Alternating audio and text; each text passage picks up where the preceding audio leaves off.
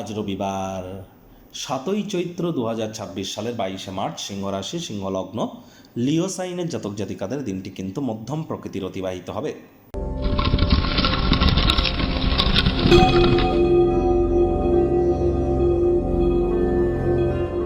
ভিডিওটির শুরুতেই স্ক্রিনে আপনারা দেখতে পাচ্ছেন সূর্যদেবের প্রণাম মন্ত্র।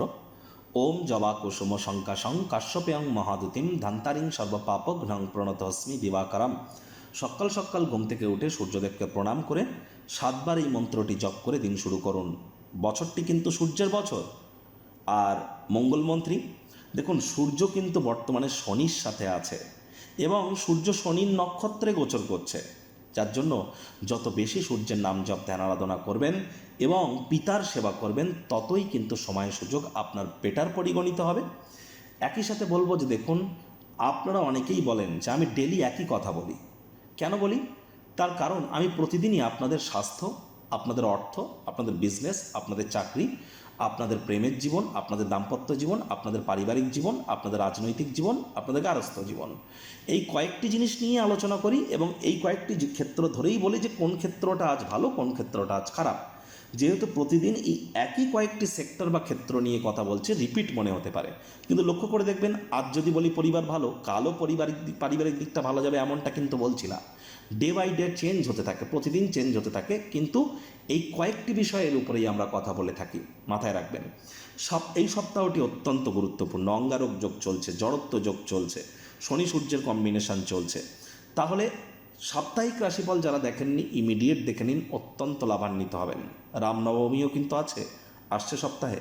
ভাগ্যমিটার আজ আপনাদের বলছে 6/10, ভাগ্য আপনাদের অনুকূলেই থাকবে।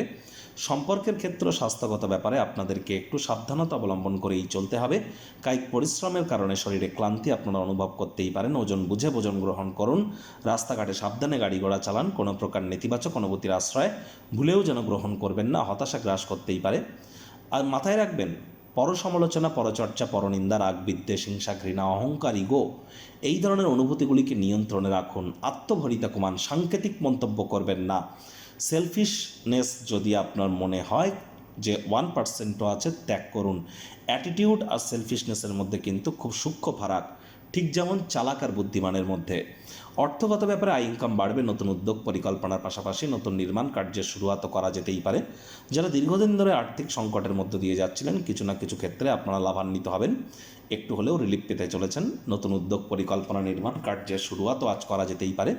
চাকরিজীবী যারা আছেন, রবিবার হলেও অনেককে অফিসে যেতে হয়। বস কলিগদের সাথে ভাব ভালোবাসা বাড়বে।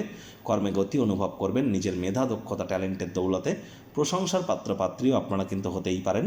রাজনীতিবিদ যারা আছেন, জনসংযোগ বৃদ্ধি করতে পারলে পপুলারিটি আপনাদেরও বাড়বে। শিক্ষার্থী বিদ্যার্থীদের পড়াশোনায় মনোযোগ আরও বৃদ্ধি করতে হবে। উচ্চশিক্ষার জন্য যারা বিদেশ যাত্রার কথা ভাবছিলেন, ভাগ্যদেবী আজ আপনাদের পক্ষে নেই। সন্ততি থেকে থাকলে তাদের দিকে সজাগ দৃষ্টি আপনারা বজায় রাখুন। হাউস ওয়াইফ যারা আছেন, দিনের শুরুটা তাড়াতাড়ি করুন। প্রেমিক প্রেমিকা, স্বামী স্ত্রী, না ভাব ভালোবাসা, রোম্যান্স, না তর্ক বিতর্ক, অশান্তি, কোনোটাতেই বাড়াবাড়ি যেন করবেন না। অন্যান্য দিনের ন্যায় আজকের দিনটিকে সাধারণ হিসাবে ট্রিট করবার আপ্রাণ প্রচেষ্টা আপনাদেরকে করতে হবে। শত্রুপক্ষ, বিরোধী পক্ষ একটু হলেও শক্তিশালী থাকছে। পরিবার, পরিজন, নিকটের স্থানীয় ব্যক্তিবর্গদের উপর জোর করে নিজের মতামতকে জাহির করবেন না। ভাই বোনেদের সাথে স্পোর্টস বা এন্টারটেনমেন্ট ওরিয়েন্টেড ক্রিয়াকলাপ করে সময় কাটাতে পারেন, বন্ডিং বাড়বে।